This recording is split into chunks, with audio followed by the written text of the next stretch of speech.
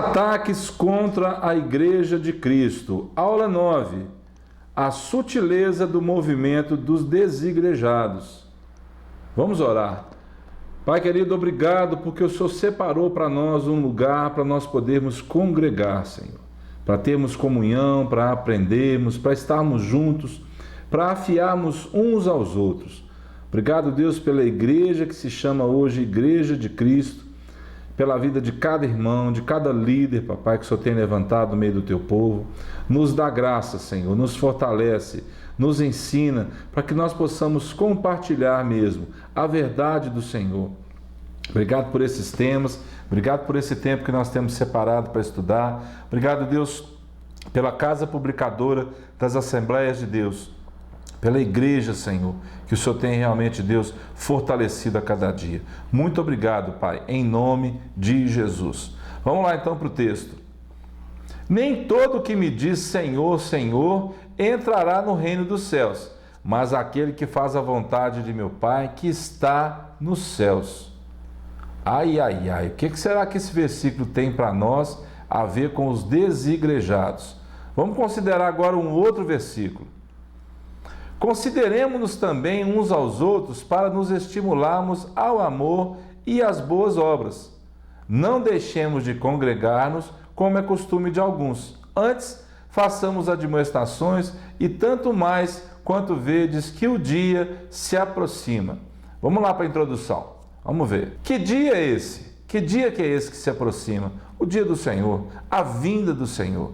Por que aquele versículo eu coloquei ele primeiro? Ele é de uma aula passada, mas foi tão interessante porque quando eu fui apagar, o Senhor falou comigo, fala sobre isso também nessa aula. Ou seja, nem todo aquele que me diz Senhor, Senhor, vai entrar no reino dos céus. Tem muita gente por aí fazendo um monte de coisa, um monte de bagunça, dizendo Senhor, Senhor, Senhor, eu sou crente, eu sou de Jesus, que pode correr o risco de não estar nos céus. Por quê? Porque não cumpre a vontade do Pai. Então, não seja assim.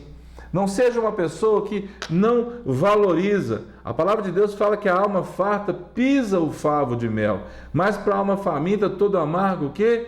É doce. Então vamos lá falar sobre isso. Será que esse movimento chamado os desigrejados pode ser considerado um desvio da verdadeira espiritualidade que é expressa no contexto da verdadeira igreja de Cristo? Você vai responder para mim no final dessa aula se esse movimento dos desigrejados é de Deus ou não é de Deus. Se isso é uma coisa que vem de Deus ou não. Você vai ter base para dizer isso. A reunião da igreja local, o corpo visível de Cristo, é essencial ao crescimento espiritual e pessoal do crente. Você precisa de mim, eu preciso de você, nós precisamos de um pastor, nós precisamos de um líder. Para quê? A palavra de Deus mesmo fala, como o ferro com ferro se afia. Assim, um irmão a outro irmão. Por isso, torna-se pouco provável amar a Cristo e ignorar o seu corpo, a igreja. Como é que nós vamos ignorar as quatro paredes? Você vai entender isso depois. Quando a igreja se encontra em coerência com as Sagradas Escrituras, veja bem, em coerência, em concordância, sua instituição é orgânica e glorifica quem? O nome do Senhor. Ao longo dos séculos, a Igreja de Cristo sempre esteve diante de movimentos que a desafiaram a sair dos padrões bíblicos. O que é o movimento dos desigrejados? Vamos ver. São pessoas que dizem ser cristãs, mas não estão filiadas a igreja nenhuma. Paradoxalmente, esse grupo religioso que diz não possuir hierarquia religiosa, código doutrinário, nem tampouco nenhuma estrutura arquitetônica onde possa se reunir, diz ser o legítimo modelo de igreja do Novo Testamento. Ai, ai, ai. A igreja ainda exerce o seu importante papel no plano de Deus. Creia nisso, onde cada membro possui sua missão. Você tem uma missão, você tem um chamado de Deus, você precisa cumprir esse chamado. Ela desempenha um papel social e também o quê? Espiritual. O que eles dizem? Nada de sermões, regras, muito menos organização institucional, sistema de governo, como presbíteros, diáconos, tudo bobagem. bispo, pastores, muito menos o templo, ou seja, uma estrutura arquitetônica. É claro que, entenda bem, querido, não é o exagero. Uma coisa é uma coisa, outra coisa é outra coisa. É claro que a igreja precisa ser realmente de acordo com o padrão que manifeste Deus. Não como muitos lugares têm feito hoje, manifestando uma exuberância desnecessária. Tudo indica que a última coisa que eles querem é estar debaixo de qualquer tipo de liderança.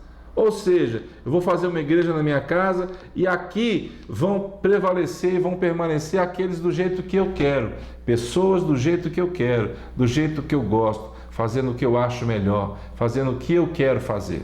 Acredito ser este o modelo da igreja primitiva. E nós chegamos a duas palavras muito interessantes: organismo e organização. A igreja é uma empresa? A igreja pode funcionar de qualquer jeito? Ela é um organismo vivo, uma organização? O que você acha? O que você tem no seu coração? Sobre a natureza da igreja neotestamentária, ou seja, do Novo Testamento, devemos observar primeiramente que ela é um organismo vivo. Nesse sentido, o corpo de Cristo.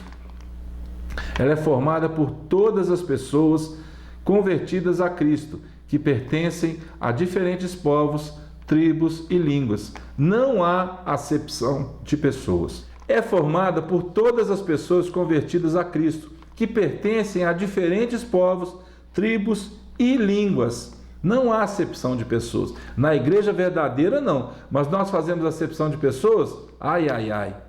Muitas vezes sim. Mas vamos melhorar então nisso. Vamos juntos conseguir trabalhar o nosso caráter, para que não haja verdadeiramente entre nós acepção de pessoas. Ela deve existir à parte de estatutos, templos ou quaisquer estruturas sociais ou mesmo governamentais, como um organismo vivo e espiritual. É claro que precisa da organização? Sim, mas não podemos depender disso para sermos igreja. Você é igreja onde você está agora assistindo essa aula. Você é igreja quando você sai de casa e vai no sacolão, na padaria, no açougue, num evento.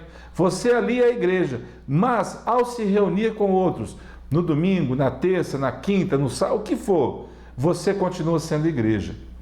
Contudo, possuir essas estruturas físicas hoje não constitui um pecado ou desvio do evangelho, tá bom? Como quer nos fazer acreditar os adeptos desse movimento dos desigrejados.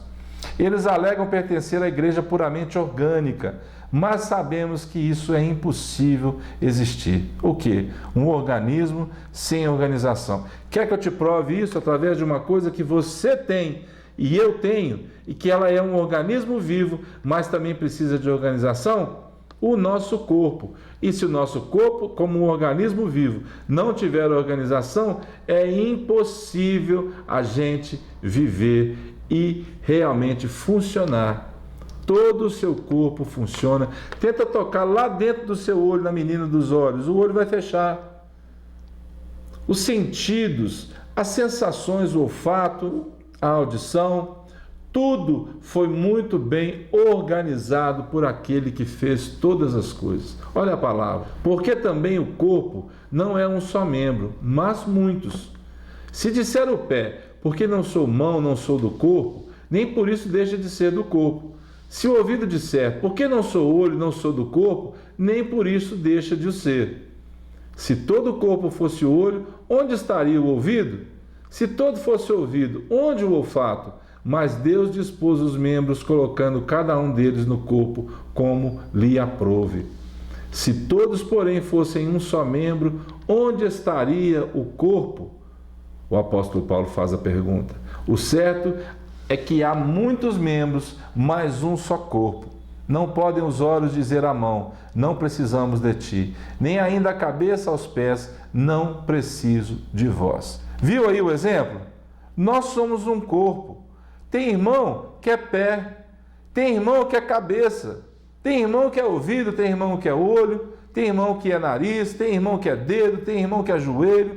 Para tudo existe alguém que possa representar isso para você entender. Mas é impossível esse organismo viver sem uma organização. A igreja primitiva, por exemplo, tinha apóstolos, profetas, evangelistas, presbíteros, diáconos, pastores, mestres. Paulo mandou separar alguns para poder estudar a palavra, outros para servir. Aí eles dizem para mim o seguinte: isso era para aquele tempo, conversa fiada, isso é para hoje, é para ontem. Jesus Cristo não mudou, amados.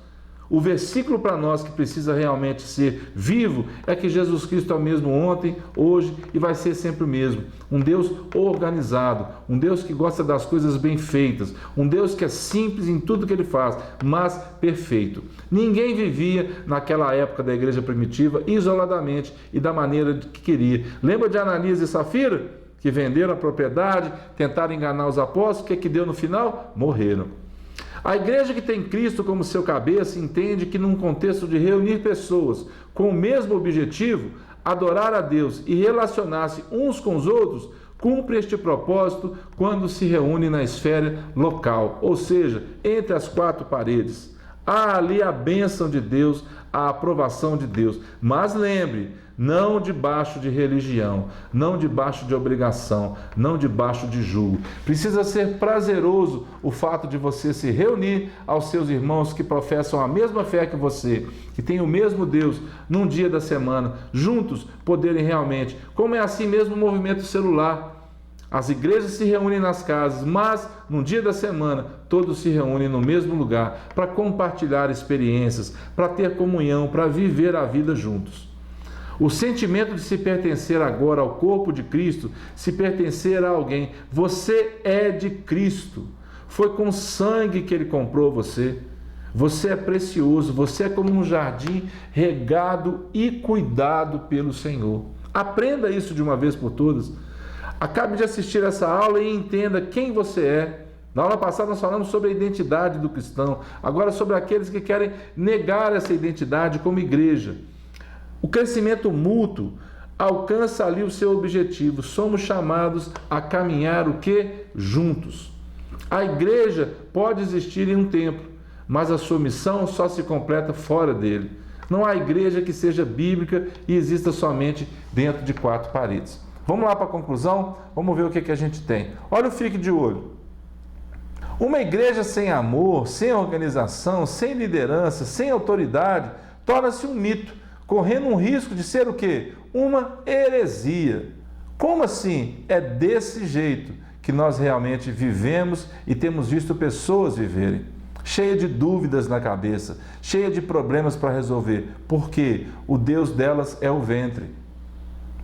O Deus delas é um Deus com a letra minúscula. É como Paulo fala, ao Deus desconhecido lá no livro de Atos. Lembra dessa passagem?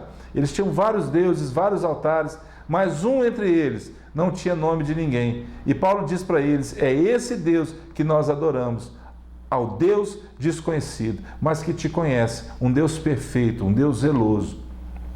O objetivo não é honrar e glorificar o homem, mas exaltar o Senhor Jesus Cristo e cumprir a missão para a qual Ele nos chamou. E lembra quando que foi que Ele te chamou? Você sabe o versículo que fala o que Ele te chamou para fazer? E quem é que chamou quem? Porque eu agora resolvi aceitar a Cristo. Eu agora estou seguindo Cristo. Eu me entreguei aos pés do Senhor. Eu deixei que o Senhor pudesse realmente fazer uma obra na minha vida. Olha o que João fala. Não fostes vós que me escolhestes a mim, pelo contrário, eu vos escolhi a vós outros e vos designei para que vades e deis fruto. Para que vades e deis fruto, e o vosso fruto permaneça, a fim de que tudo quanto perdides ao Pai, em meu nome, Ele vos conceda. Se permanecerdes em mim, e as minhas palavras, ele disse um pouquinho antes, permanecerem em vós, pedireis o que quiserdes, e vos será feito. Nisto é glorificado meu Pai, em que deis muito fruto, e assim vos tornareis o quê? Meus discípulos. É um trabalho completo. Não é só você pedir o que você quer e vai ser feito. Se vós estiverdes em mim e as minhas palavras em vós, pedireis o que quiserdes e vos será feito. Esteja na palavra, deixe que a palavra esteja em você. E aí sim, no seu relacionamento com Deus, você vai pedir e Ele vai atender. Mas nós vamos ver na aula que vem, que não é bem assim como as pessoas falam. Você precisa estar debaixo da vontade de Deus. Na evangelização, a igreja focaliza o quê? O mundo. Na adoração, volta-se para Deus. E na edificação, atenta para si mesma. Ou seja, um trabalho completo. Administrar a correção espiritual numa atitude de amor é essencial na ajuda ao irmão desviado, a fim de que permaneça no caminho da fé. Então, se você conhece alguém que está vivendo esse momento desigrejado, veja bem, não é não ir a uma igreja por outros motivos, por causa do pecado, por causa do esfriamento, não é disso que nós estamos falando. Muitas pessoas não estão indo à igreja hoje porque desanimaram, porque esperaram muito no homem, decepcionaram e desiludiram com as coisas. Não é isso que eu estou dizendo.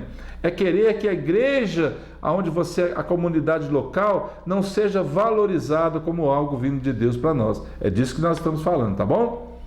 Compartilhar com os necessitados, levar as cargas uns dos outros e fornecer oportunidade para convívio e interação social entre cristãos sadios são meios relevantes de edificar o corpo de Cristo. Amém, queridos? Que seja uma igreja sadia, que seja uma igreja firmada nos pilares de Cristo Jesus, que seja uma igreja onde o centro dela seja aquele que morreu por mim e por você naquela cruz. Que o Senhor te abençoe. Fique em paz e até a próxima, em nome de Jesus.